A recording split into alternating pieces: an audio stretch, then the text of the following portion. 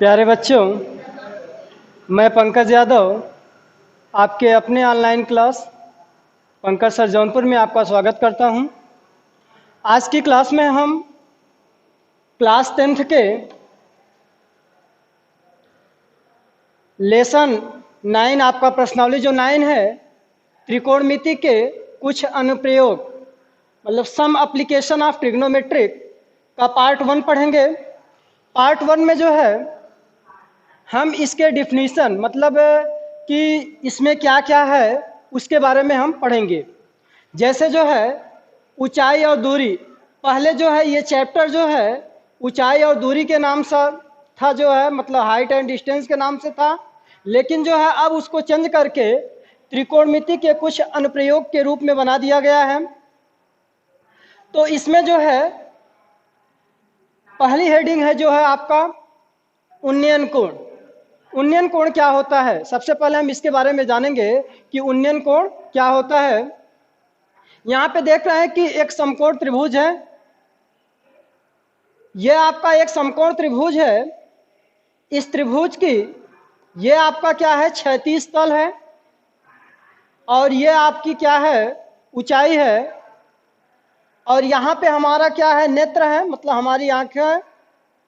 आंख से जब हम ऊपर की तरफ देखेंगे तो उस रेखा को क्या कहेंगे, दृष्टि रेखा।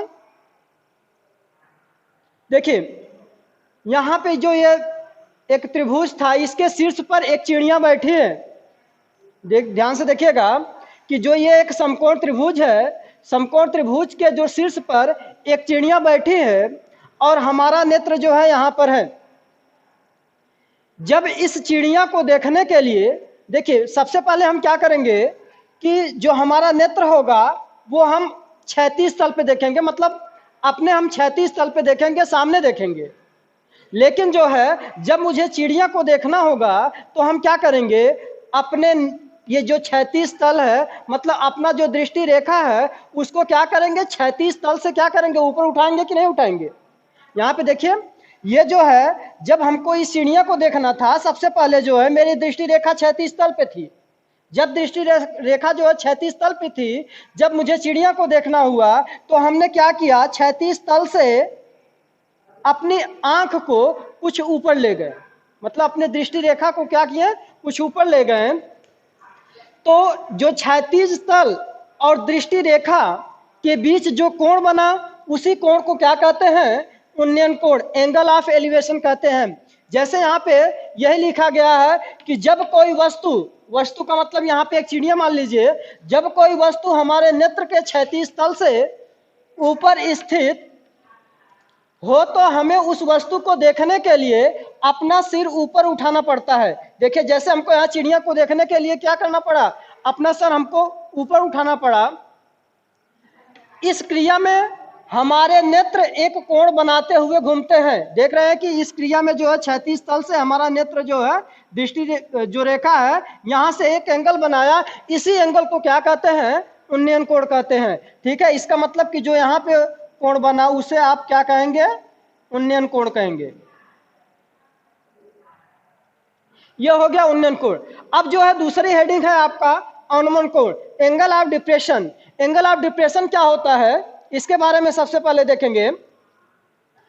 देखिए अगर हम चिड़िया की क्षैतिज तल की बात की जाए तो चिड़िया का क्षैतिज तल उसके सामने होगा, मतलब चिड़िया जो है आपके सामने देख रही है तो उसका क्षैतिज तल यह हुआ। चिड़िया मुझे देखने के लिए क्या करेगी, अपनी दृष्टि रेखा को नीचे करेगी।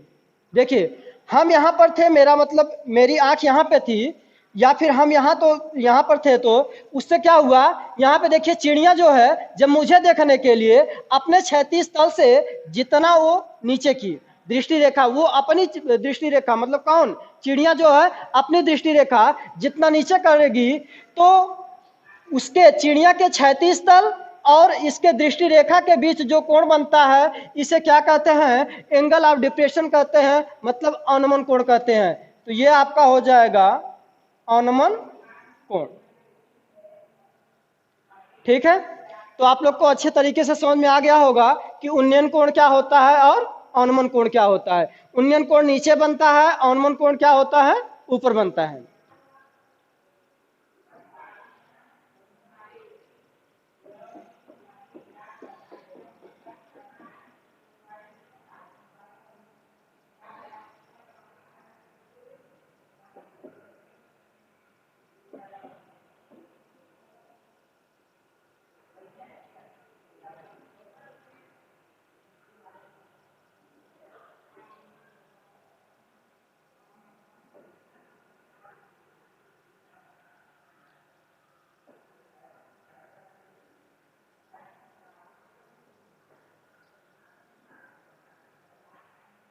देखिए अब जो है हम प्रश्नावली देखेंगे। मुझे जो है उन्नयन कोण क्या होता है, उन्नयन कोण किस प्रकार से बनता है और अवनमन कोण किस प्रकार से बनता है, ये जो है आप लोग को जानकारी प्राप्त हो गई। अब हम प्रश्नावली पे चलते हैं। प्रश्नावली 9A।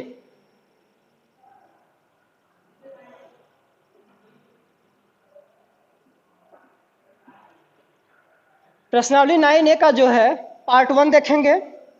पार्ट 1 में जो है सबसे पहले हम पहला क्वेश्चन देखेंगे। पहला क्वेश्चन क्या कह रहा है, देखिए कह रहा कि भूमि के एक बिंदु से जो मीनार के पाद बिंदु से 30 मीटर की दूरी पर है, मीनार के शिखर का उन्नयन कोण 30 अंश है, तो मीनार की ऊंचाई ज्ञात कीजिए। देखिए आपको क्या करना है कि भूमि के एक बिंदु से जो मीनार के पाद बिंदु से 30 मीटर दूरी पर है। देखिए ये मान लीजिए एक मीनार है, ठीक है। इस मीनार के पाद बिंदु मतलब उसके पैर से, पाद बिंदु मतलब क्या हो गया, उसके पैर से 30 मीटर दूरी पर एक बिंदु है। देखिए 30 मीटर दूरी पर मतलब यहां से यहां तक की जो डिस्टेंस दिया है ये कितना दिया है, 30 मीटर दिया है। समझ में आ गया। देखिए क्या कह रहा है कि एक मीनार है, मीनार के पाद बिंदु से 30 मीटर दूरी पर एक बिंदु है। ये आपके 30 मीटर दूरी पर क्या हो गया, एक बिंदु है। अब कह रहा है कि मीनार के शिखर से, मीनार के शिखर का उन्नयन कोण 30 अंश है। देखिए इस बिंदु से मीनार का जो शिखर है, शिखर मतलब क्या, जो उसकी सब ऊपर वाली हाइट है, उसका जो है उन्नयन कोण आपका कितना है, 30 अंश है। तो बताया गया है कि उन्नयन कोण कहाँ बनता है, यहीं पे बनता है। तो ये आपका उन्नयन कोण कितना हो गया, 30 अंश हो गया, ठीक है। तो कह रहा है कि मीनार की ऊंचाई ज्ञात कीजिए। मीनार की ऊंचाई मतलब कि मीनार कितनी लंबाई का है। तो यहां से यहां तक की आपको डिस्टेंस ज्ञात करना है। मान लीजिए ये डिस्टेंस कितनी है, h है, ऊंचाई है। ऊंचाई को इंग्लिश में क्या कहते हैं, हाइट कहते हैं। इसलिए इसको हमने क्या मान लिया कि ये जो है आपका h है। तो इसका नाम दे दीजिए, मान लीजिए ये a है, ये b और ये c। अब जो हम इसको सॉल्व करेंगे, देखिए किस प्रकार से सॉल्व करेंगे। सबसे पहले हमने क्या माना है कि मीनार की ऊंचाई क्या माने हैं, h माने हैं। तो लिखेंगे यहां पे माना मीनार की ऊंचाई h मीटर है, ठीक है। अब देखिए यहां पे क्या है, यह एक समकोण त्रिभुज है। समकोण त्रिभुज में ये क्या होता है, लंब होता है, ठीक है। समकोण त्रिभुज में ये क्या होता है, लंब होता है, और ये क्या होता है, आधार होता है। ये आपका कर्ण हो गया। तो देखिए यहां पे आपको क्या करना है, एक एंगल दिया हुआ है और एक भुजा दिया है, मतलब आधार दिया हुआ है। आपको क्या करना है, ऊंचाई ज्ञात करना है, अर्थात लंब को ज्ञात करना है। तो यहाँ पे देख रहे हैं कि एंगल दे दिया है और ये आधार और लंब हुआ, ठीक है। आधार और लंब में किसका रिलेशन होता है, tan थीटा का रिलेशन होता है। तो यहाँ पे क्या करेंगे हम, त्रिभुज एबीसी में, त्रिभुज एबीसी में क्या होगा आपका, tan थीटा। थीटा यहाँ पे क्या है, 30 डिग्री है, क्योंकि थीटा एक एंगल था। एंगल आपका कितना है, 30 डिग्री है। तो tan 30 डिग्री इक्वल टू क्या हो जाएगा, आपका लंब, लंब हो गया h, क्योंकि लंब ये हो गया, आधार, आधार आपका क्या हो गया, 30। देखिए tan 30 अंश की वैल्यू जो है क्या होती है, 1/√3 होती है। तो ये हो जाएगा 1/√3 इक्वल टू h/30। इतना समझ में आ गया। अब देखिए इसका मल्टीप्लाई यहाँ पे हो जाएगा, इसका मल्टीप्लाई यहाँ पे हो जाएगा, मतलब क्रॉस मल्टीप्लिकेशन होगा। तो √3 का मल्टीप्लाई h में करेंगे तो आपका हो जाएगा √3h इक्वल टू, ये 30 का मल्टीप्लाई 1 में करेंगे कितना हो जाएगा, 30। देखिए मुझे क्या करना है, मुझे h की वैल्यू चाहिए। तो क्या करेंगे हम, h इक्वल टू लिख देंगे 30/√3। क्यों, क्योंकि यहाँ पे √3 और h का क्या था, मल्टीप्लिकेशन था। जब हमने बराबर की दर ले गया तो ये क्या हो गया, डिवाइड में हो गया। तो ये h इक्वल टू क्या हो गया, 30/√3। अब इसे हम सॉल्व करेंगे, 30/√3 को सॉल्व करेंगे। देखिए आपका हर में जो है रूट नहीं रहना चाहिए। तो हम क्या करेंगे, हर से रूट हटाने के लिए इसका क्या कर देंगे, परमेयीकरण कर देंगे। देखिए परमेयीकरण का मतलब क्या होता है, ये जो √3 है इसी से हम क्या करेंगे, ऊपर भी मल्टीप्लाई कर देंगे और नीचे भी मल्टीप्लाई कर देंगे। ठीक, तो यह h इक्वल टू क्या हो जाएगा 30√3, ये हो जाएगा आपका 30√3 अपान, देखिए √3 का √3 में मल्टीप्लाई करेंगे तो आपका कितना होगा √9 होगा, और √9 मतलब 9 का वर्गमूल जो है कितना होगा आपका 3 होगा, यही ना होगा, 9 का वर्गमूल कितना हो गया 3, या फिर आपका ये √3 और √3 दोनों का मल्टीप्लाई करेंगे स्क्वायर के रूप में हो जाएगा। अगर रूट का स्क्वायर होता है तो रूट में जो संख्या होती है वही संख्या आती है, तो 3 हो गया। अब इसको डिवाइड करेंगे तो 3 10 जा क्या हो जाएगा 30 हो जाएगा, तो h इक्वल टू क्या आ गया 10√3 मीटर। ठीक है, आपका क्या आ गया 10√3। इसका मतलब कि इस मीनार की जो ऊंचाई पूछा था वो मीनार की ऊंचाई कितनी हो गई आपकी h√3 मीटर। अब जो हम सेकंड क्वेश्चन देखेंगे,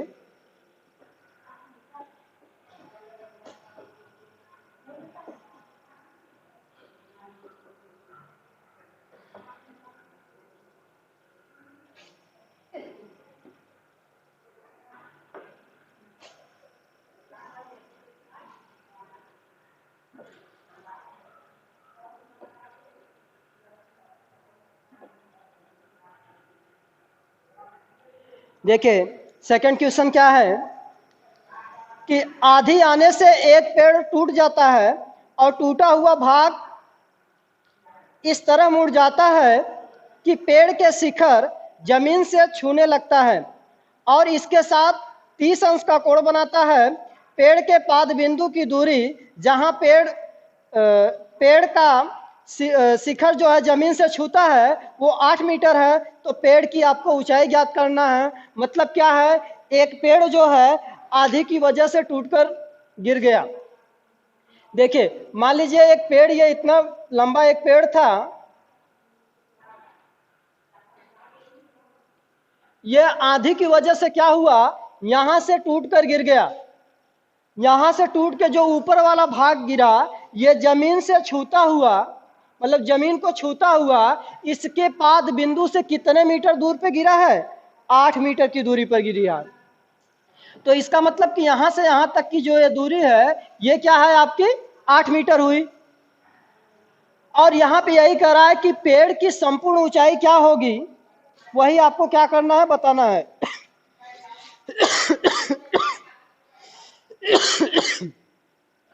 और जो एंगल बन रहा है यह 30 डिग्री का है।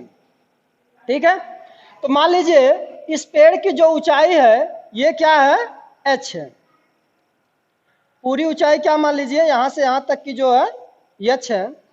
देखिए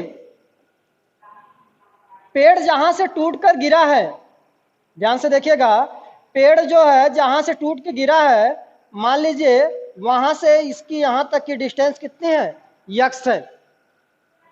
देखिए अगर पूरी ऊंचाई जो है यहां से यहां तक h था और यहां से यहां तक की ऊंचाई अगर x हो गया तो ये बची हुई ऊंचाई कितनी होगी।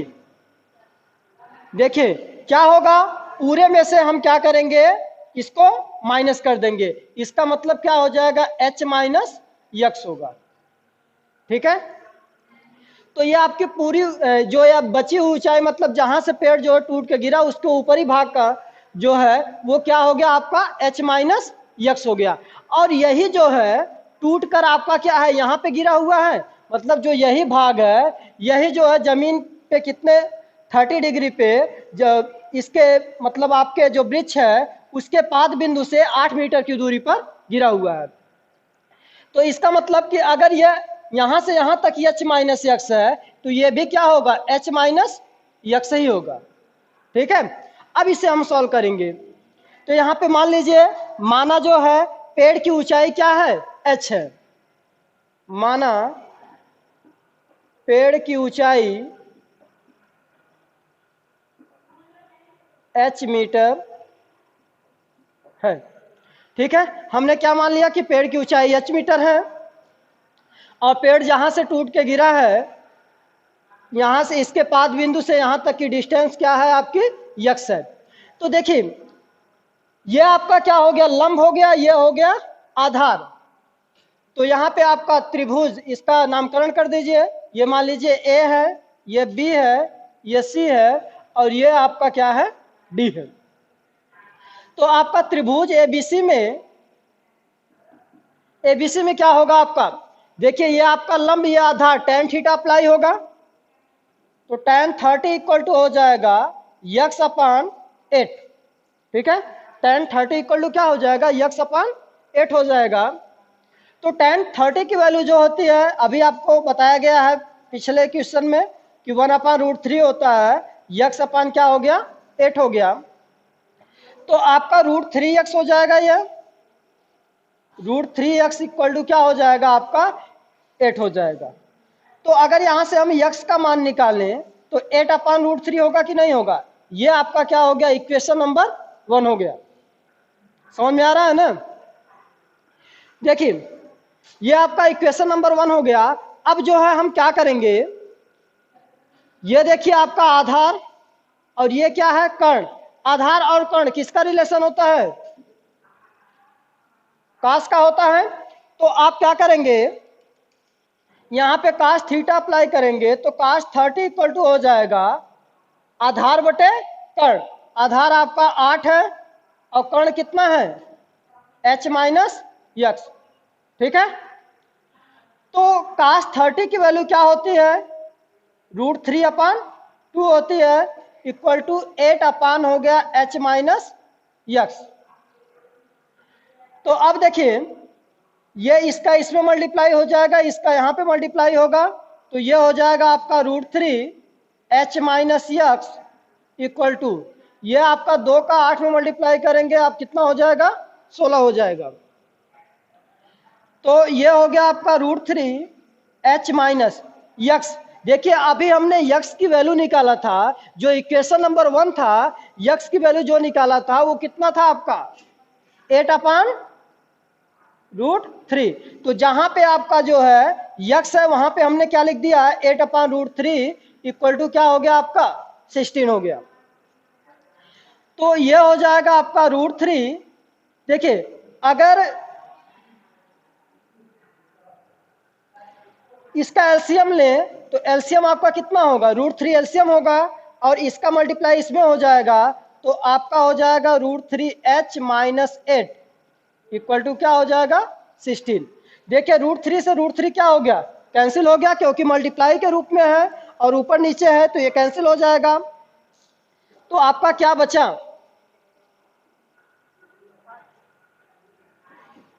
आपका सिर्फ बच गया जो है √3h माइनस 8 इक्वल टू क्या हो गया, 16, ये बच गया। तो देखिए ये हो जाएगा आपका √3h इक्वल टू क्या होगा, 16, ये माइनस था बराबर को उधर जाएगा तो प्लस में हो जाएगा, और 16 में 8 जो है ऐड करेंगे, मतलब 16 में 8 ऐड करेंगे तो आपका कितना हो जाएगा, 24, यही ना होगा। तो अब देखिए ये h का मान मुझे निकालना है, तो h इक्वल टू क्या हो जाएगा, 24/√3। तो अभी बताया गया है कि अगर हर में आपका रूट है तो उसका परमेयीकरण करके जो है रूट को हटाया जाता है हर से। तो यहाँ पे हो जाएगा h equal to 24/√3 multiply by क्या हो जाएगा, √3 से ऊपर और √3 से नीचे, मतलब जो आपका ये √3 है इसी से ऊपर मल्टीप्लाई करेंगे, इसी से नीचे करेंगे, तो ये हो जाएगा h इक्वल टू 24√3, ऊपर का ऊपर मल्टीप्लाई और नीचे का नीचे होगा, तो √3 का √3 में मल्टीप्लाई करेंगे कितना आएगा, 3 आएगा। तो 3 अट्ठे कितना हो गया, 24। इसका मतलब कि कितना आया, 8√3 मीटर। तो इसका मतलब कि जो आपका पेड़ की जो ऊंचाई थी उसकी वैल्यू कितनी है आपकी, 8√3 मीटर। मतलब पेड़ जो है आपका 8√3 मीटर जो है लंबा था। Thank you class.